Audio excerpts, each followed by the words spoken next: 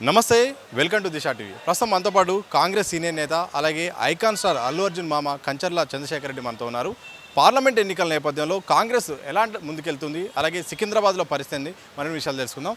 ముందుగా మీరు కాంగ్రెస్లో జాయిన్ అయ్యారు, దాదాపు అసెంబ్లీలో టికెట్ ఎక్స్పెక్ట్ చేశారు, భంగపడ్డారు, అలాగే పార్లమెంట్లో టికెట్ వస్తుంది అనుకున్నారు కానీ అది కూడా రాలేదు. ఎట్లా ఫీల్ అవుతున్నారు? అంటే నేను అసెంబ్లీలో కాంగ్రెస్లో లేనప్పుడు, అసెంబ్లీలో ఉన్నప్పుడు నేను బీఆర్ఎస్లో ఉన్నా. కాంగ్రెస్లో టికెట్ ఇస్తామని వాళ్ళు తీసుకొచ్చారు నిజంగా చెప్పాలంటే. ఎందుకంటే అంతకుముందు మీరు అన్నట్టు నేను కాంగ్రెస్లో నా యూత్ కాంగ్రెస్ నుంచి నేను కాంగ్రెస్లో ఉన్నాను. మల్కాజ్గిరి అన్నారు కొన్ని కారణాల వల్ల నాకు రాలేదు. కానీ యాజ్ ఏ కాంగ్రెస్ పర్సన్, కాంగ్రెస్లో పుట్టి పెరిగిన వాని కాబట్టి కాంగ్రెస్ అనేది ఈరోజు ప్రజలు ఈ దేశంలో ఇప్పుడు వచ్చే ఎన్నికలలో ప్రజలు విడిపోయి ఉండాలన్నా కలిసి ఉండాలన్నా అనే దాని మీద ఈరోజు ఎలక్షన్ జరుగుతుందని నేను భావిస్తాను. ఎందుకంటే ప్రజలను విడదీయాలని చెప్పి బీజేపీ పార్టీ ప్రయత్నం చేస్తుంది. కాంగ్రెస్ ప్రజలను కలపాలని కాంగ్రెస్ పార్టీ యొక్క సిద్ధాంతం. సో దీంట్లో విడదీసుడు అనే దానికి ఓట్లేస్తారా, కలిసేదానికి ఓట్లేస్తారా అంటే డెఫినెట్ ప్రజలు కలిసి ఉండాలంటారు. అది ఏదైనా మతం కావచ్చు, అది హిందూ మతం కావచ్చు, ముస్లిం కావచ్చు, క్రిస్టియన్ కావచ్చు, అందరం మనం కలిసి ఉండాలంటున్నాం. భారతదేశం 145 కోట్ల ప్రజలు కలిసి ఉన్నప్పుడే నడుస్తుంది. ఇదేమో చిన్న కంట్రీ, ఏదో బ్రిటిష్ లేకుంటే ఫ్రాన్సు ఇలాంటి కంట్రీ కాదు. ఈ దేశంలో 145 కోట్ల ప్రజలు, డిఫరెంట్ రిలీజియన్, డిఫరెంట్ క్యాస్ట్ ఉన్నది. కాబట్టి ప్రజలందరూ కూడా ఈరోజు మేము కలిసి ఉంటాము, మేము విడిపోయేదానికి మేము లేమని చెప్పి ఈరోజు కాంగ్రెస్ వైపే వాళ్ళు ఉన్నారు. టికెట్ విషయంలో దాదాపు ఖరారైందని ప్రచారం జరిగింది. అలాగే అల్లు అర్జున్ మీ ప్రచారానికి వస్తున్న కూడా వార్తలు వచ్చాయి, కానీ మీకు టికెట్ రాలేదు, అల్లు అర్జున్ కూడా ప్రచారం రాలేదు. బాధగా ఉందా? బాధ అంటే టికెట్ రావాలని చెప్పి కోరుకుంటారు. పాలిటీషియన్ అనేటోడు ప్రజలకు సేవ చేయాలంటే ఇంకా ఎక్కువగా సేవ చేయాలి, ప్రభుత్వంతో కలిసి పనిచేయాలనుకొని అనుకుంటారు. కానీ నాకు టికెట్ రాలేదంటే కొన్ని కారణాల వల్ల రాలేదని చెప్పి హైకమాండ్ చెప్పింది. డెఫినెట్ ముందు ముందు తప్పక పార్టీలో మంచి పదవులు ప్రజలకు పనిచేయాలనుకున్నప్పుడు ఈ పదవులు ఉన్నా లేకున్నా పనిచేసే ఒక ఆలోచన అనేది ప్రతి నాయకుడికి ఉండాలని భావిస్తాను. అల్లు అర్జున్ అంటే నాకు వస్తే వీలైతే తప్పగా చేసు దాంట్లో ఎలాంటి అనుమానం లేదు. కానీ నాకు ఫస్ట్ టికెట్ అనేది రాలేదు కదా, కాబట్టి ఆ ప్రశ్న ఉత్పన్నం కాదు. అది సికింద్రాబాద్ విషయానికి వస్తే, మీరు సికింద్రాబాద్ ఎన్నికకు సంబంధించిన పార్లమెంటు బాధ్యతలు కూడా మీ చేతిలో ఉన్నాయి. ఒకవైపు ముగ్గురు అభ్యర్థుల మధ్య ప్రధాన పోటీ కొనసాగుతుంది. ఇటు కిషన్ రెడ్డి అయితేంది, దానం అయితేంది, అలాగే పద్మారావు గౌడ్ అయితేంది. కాంగ్రెస్ పార్టీ ఎట్లా ముందుకెళ్ళబోతుంది? ఇటు పద్మారావు గౌడ్ ప్రజల్లోకి వెళ్తున్నాడు, కిషన్ రెడ్డి కేంద్ర మంత్రి, బీజేపీ అధికారంలో ఉంది, కానీ పార్టీ మారాడు అన్న ఒక పరిస్థితి, ఆరోపణలు అయితే దానంపై ఉన్నాయి. ఎట్లా గెలుస్తారు? ఈరోజు చూడండి, పార్టీ ఎందుకు మారారు? దానం నాగేందర్ గారు కూడా కాంగ్రెస్లోనే పుట్టాడు. కాంగ్రెస్లో ఆయన ఎన్నో పదవులు కూడా అనుభవించాడు. అప్పుడున్న పరిస్థితుల వల్ల తెలంగాణ అనే దానికి నానుడితోటి ఆయన పార్టీ మారాడు. ఈరోజు దానం అనేట ఆయన హైదరాబాదులో ప్రతి ఇల్లు, ప్రతి గల్లీలో, ప్రతి మనిషికి, ప్రతి కుటుంబానికి తెలిసిన మనిషి. ఇప్పుడు మిగతా క్యాండిడేట్స్ ఓకే, మీరు అన్నారు బీజేపీ క్యాండిడేటు ఇప్పుడు 5 ఏళ్ళు మన దగ్గర ఉన్నాడు, కానీ ఆయన ఏంటంటే ఒక సిద్ధాంతంలోనే ఉన్నాడు, కానీ ప్రజలకు పనిచేయడానికి లేడు.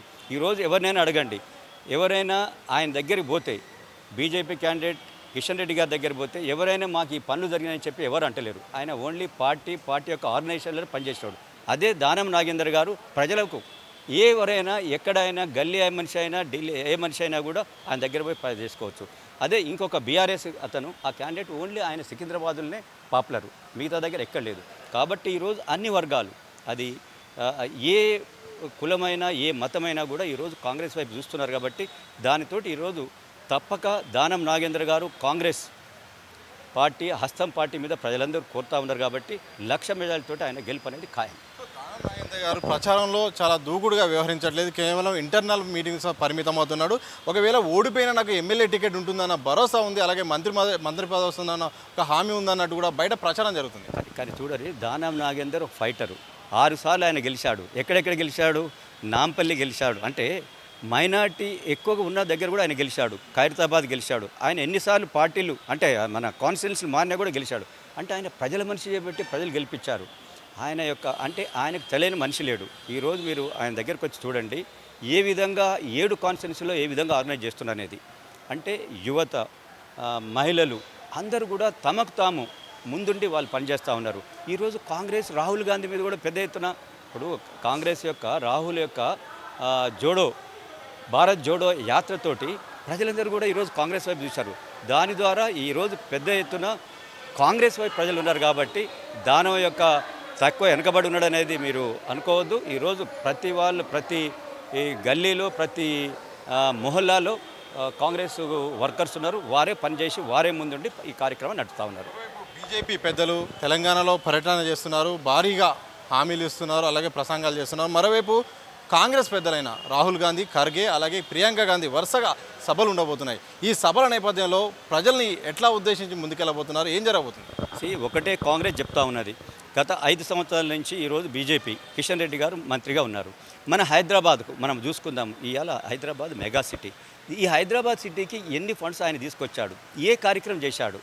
ఓకే, ఇగో నేను ఈ డ్రైనేజ్ అనేది చేశాను, లేకుంటే ఈ ఒక పెద్ద ఎత్తున ఒక మంచి కార్యక్రమం చేశాను అనేది చెప్పుకునేదానికి ఒక కార్యక్రమం లేదు. ఆయన ఏం చెప్తున్నాడు? ప్రైమ్ మినిస్టర్ పేరు చెప్తున్నాడు, మోదీ పేరు చెప్తున్నాడు. వీళ్ళందరూ కూడా మోడీ అండ్ మతము ఈ రెండే చూపించి చెప్తున్నాడు. కానీ కాంగ్రెస్ ఇంతకుముందు చేసిన కార్యక్రమాలు రేపు చేసేది మెజార్టీగా ఈరోజు కాంగ్రెస్ చేసిన కార్యక్రమాలు హైదరాబాద్కున్నది. మీరు రింగ్ రోడ్ తీసుకున్నా కూడా, ఎయిర్పోర్ట్ తీసుకున్నా కూడా, ఏది తీసుకున్నా కూడా హైదరాబాదుకు ఏదైతే పేరు తీసుకొచ్చిందో ఇంటర్నేషనల్గా ఆ కార్యక్రమాలను కూడా కాంగ్రెస్ చేసింది. కాబట్టి ఇలాంటి కార్యక్రమాలు చేసిన కాంగ్రెస్ను వదిలిపెట్టి మాటలతోటి నడిపే బీజేపీకి ప్రజలు పట్టం కట్టేదానికి లేరు. ఒకసారి వేశారు, ఇప్పుడు ఇక అక్కర్లేదు, ఇప్పుడు తిరిగి కాంగ్రెస్ రావాలనే దాంతో వారు దృఢ నిశ్చయంతో ప్రజలు ఉన్నారు. కాబట్టి తప్పక కాంగ్రెస్ అభ్యర్థి గెలుపు ఖాయం. మరికొద్ది రోజుల్లో పార్లమెంట్ ఎన్నికలు జరగనున్నాయి. తెలంగాణలో 17 స్థానాల్లో కాంగ్రెస్ పార్టీ ఎన్ని స్థానాలు గెలుస్తుంది? తప్పక దాదాపు 12 నుంచి 13 స్థానాలు కాంగ్రెస్ గెలవబోతుంది. దీంట్లో ఎలాంటి మీకు అనుమానం కానీ డౌట్ కానీ అక్కర్లేదు. మీరు చూడండి, రేపు చూస్తూ ఉన్నారు కాంగ్రెస్ 12 నుంచి 13, మిగతాది బీజేపీ ఈరోజు కొన్ని డిస్టిక్లో ఉన్న స్థానాలు కూడా కోల్పోద్ది అంటా ఉన్నారు. హైదరాబాదులో ఎట్లయినా సికింద్రాబాద్ స్థానం కోల్పోబోతున్నది, డిస్టిక్ స్థానాలు కూడా కోల్పోతుందని చెప్పి అంటా ఉన్నారు. కాబట్టి 12 నుంచి 13 కాంగ్రెస్ గెలుస్తుంది, మిగతాది ఎంఐఎం, మిగతాది బీజేపీ, బీఆర్ఎస్ దాంట్లో ఫైట్ చేయాలి. బీఆర్ఎస్ ఓటు షిఫ్ట్ ఒకవేళ మళ్ళేది ఉంటే ఏ పార్టీకి మళ్ళీ పోతుంది? డెఫినెట్ అది కాంగ్రెస్కే మలుతుంది. ఎందుకంటే బీఆర్ఎస్లో ఉన్నోళ్ళు కాంగ్రెస్ నుంచి టీడీపీ నుంచి ఈరోజు చూడండి, టీడీపీలో మిగిలిపోయిన కార్యకర్తలు లీడర్లు అందరూ కూడా ఈరోజు కాంగ్రెస్లో జాయిన్ అవుతూ ఉన్నారు. మీరు చూడండి, ఎక్కడైనా తెలుసుకోండి, హైదరాబాద్లో ఎంతో అంతో టీడీపీ క్యాడర్ ఉన్నది, లీడర్స్ ఉన్నారు. వాళ్ళందరూ కూడా ఈరోజు ఎక్కడ జాయిన్ అవుతున్నారు? కాంగ్రెస్లో జాయిన్ అవుతున్నారు. అంతకుముందు బీఆర్ఎస్లో జాయిన్ అయిన ఇతర పార్టీ వాళ్ళు కూడా ఈరోజు కాంగ్రెస్ కల్లా చూస్తున్నారు. కాబట్టి ఎక్కువ శాతం వారు కాంగ్రెస్ కల్లే షిఫ్ట్ అవుతారు. Thank you very much. మొత్తంగా వచ్చే ఎన్నికల్లో మాత్రం కాంగ్రెస్ పార్టీ 12 నుండి 13 సీట్లు మాత్రం సాధిస్తుంది. అలాగే సికింద్రాబాద్ స్థానం మాత్రం కాంగ్రెసే విజయం సాధిస్తుంది. అక్కడ దానం నాగేందర్ ఎంపీగా గెలవనున్నారని చెప్పారు. మొత్తానికి బీజేపీ అలాగే బీఆర్ఎస్ ఎన్ని ప్రయత్నాలు చేసినా కాంగ్రెస్ అనేది ప్రజల్లోకి వెళ్తుంది. సో ప్రజలంతా కాంగ్రెస్ వైపే ఉన్నారని కూడా కంచర్ల చంద్రశేఖర్ రెడ్డి గారు చెప్తున్న సందర్భం చూడొచ్చు. కెమెరా పర్సన్ సంతోష్, సద్ది దిశా టీవీ, హైదరాబాద్.